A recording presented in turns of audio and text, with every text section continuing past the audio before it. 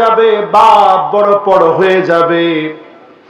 আমি প্রায় সময় বিভিন্ন বাপদের কাছ থেকে শুনি, জুমার নামাজে গেলে বিভিন্ন বাপ হাতে ধরে বলে, হুজুর দোয়া করবেন।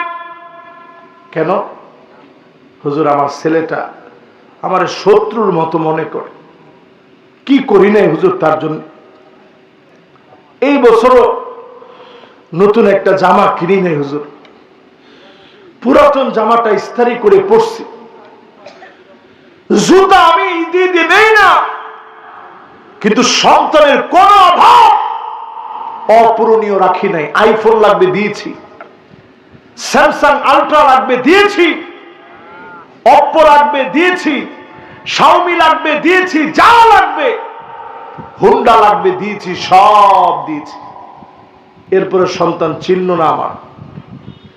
বাপকে যখন সন্তান পর মনে করবে, বন্ধুকে যখন আপন মনে করবে, পরিষ্কার যুবকেরা এই মাহফিল থেকে বুঝে নেন, যিনি রাগান্বিত হয়ে যাবেন, আযাব গজব দিবেন, তিনি কে?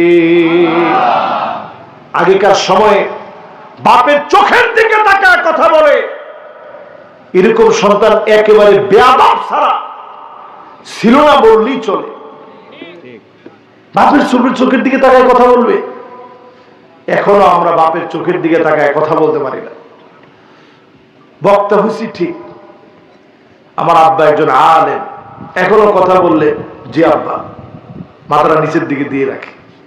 বাপ একটা বটবৃক্ষের মতো।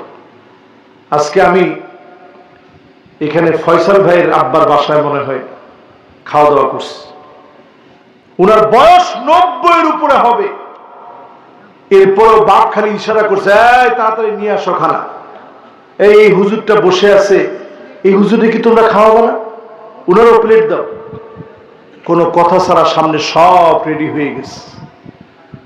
বাপের সম্মান যদি আপনি না বুঝেন, বাপের ইজ্জত যদি না বুঝেন, ভাগ্য খুলবে না।